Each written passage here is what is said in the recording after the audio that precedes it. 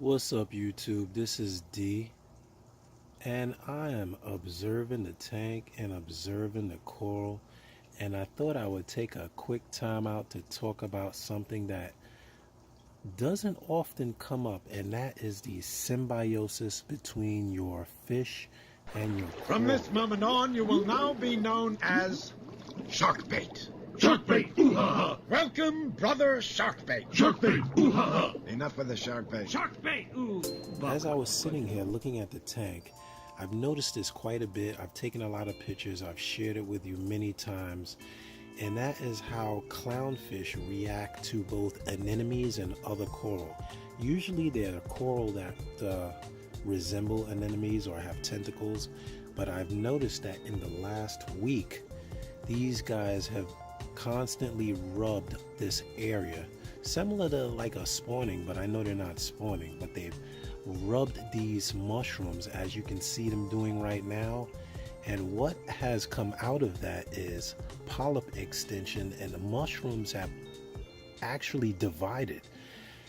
There are more mushrooms now than I had a week ago. They've actually divided into a nice sized colony. If I can get a closer look, this camera's a lot better than my old camera, but if you look closely, you'll see that there are new mushrooms in there. They've divided into smaller pieces. This one is splitting right now. If you can see that little pinch on both sides, it's splitting right now.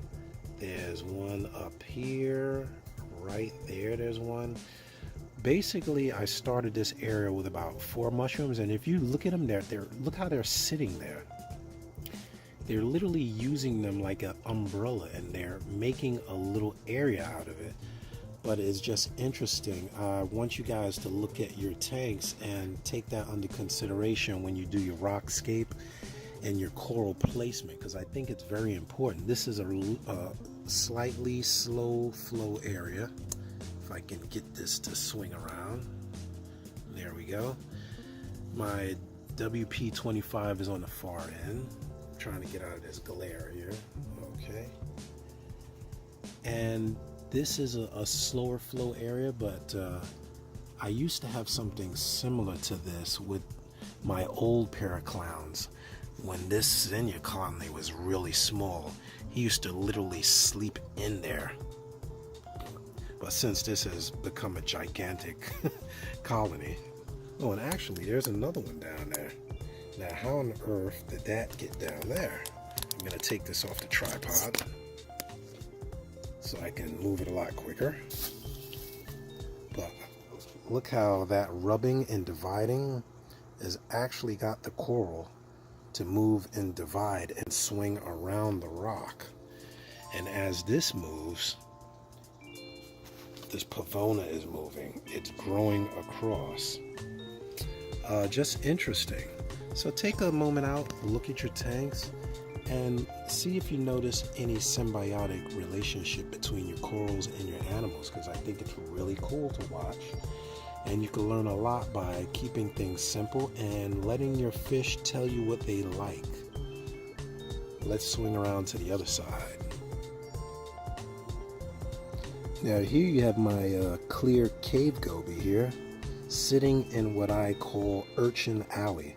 I call it Urchin Alley because it's a pathway that my sea urchin often swings through, and he comes through here like a bulldozer. I think it's the funniest thing, but I just call it Urchin Alley.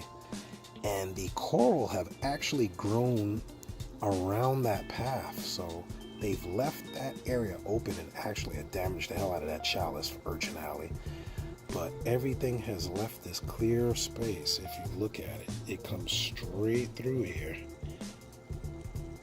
and leads right into the path that he follows. It's kind of like a river. And there you have the culprit sitting up there. Don't mind the glare. And for you guys that asked in the last video how I feed the sea urchin, this is how I feed him. On this little clip.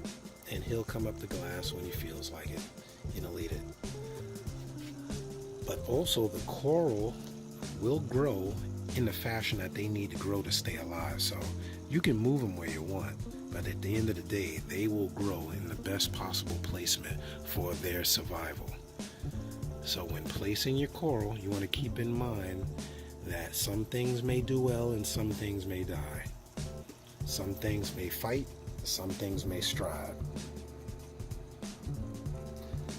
There's quite a bit of coral warfare between this frog spawn and these mushrooms also. Every now and then, it'll swing out a long tentacle and sting and retract. The zinnia do not fight the frog spawn. The frog spawn does not fight the zinnia, and they've kind of made their own balance.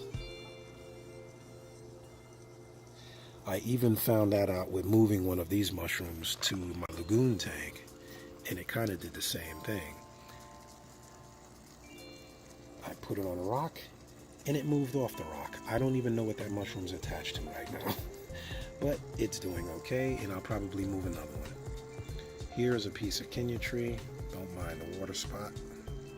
Piece of Kenya tree for my parent colony upstairs, which wasn't doing well. Brought it down here. It's being lit by nothing but a True Lumen Actinic 420 bulb, and it's actually extending polyps down here. So the fish have not bothered it, and it's doing all right. So you want to watch your fish. They can be a little cool, a little radical to new additions to the tank, as you can see. Since this basket is in there, sea urchin kind of likes to go under it and get whatever he can get off that branch, and he will move right up into this basket. But on the back hind side, you'll see that GSP are just fine.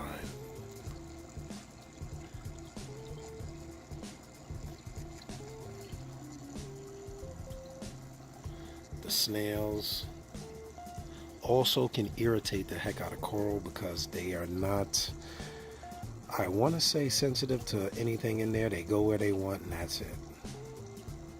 But coral are much more tougher than we give them credit. Well, that's it. This is D from Brooklyn. Just taking a tank walk, looking at the tank, noticing things. Take a minute to look at your tank. Keep your hands out of the tank and let nature take its course. Till next time, this is me, signing out. They just walk on everything.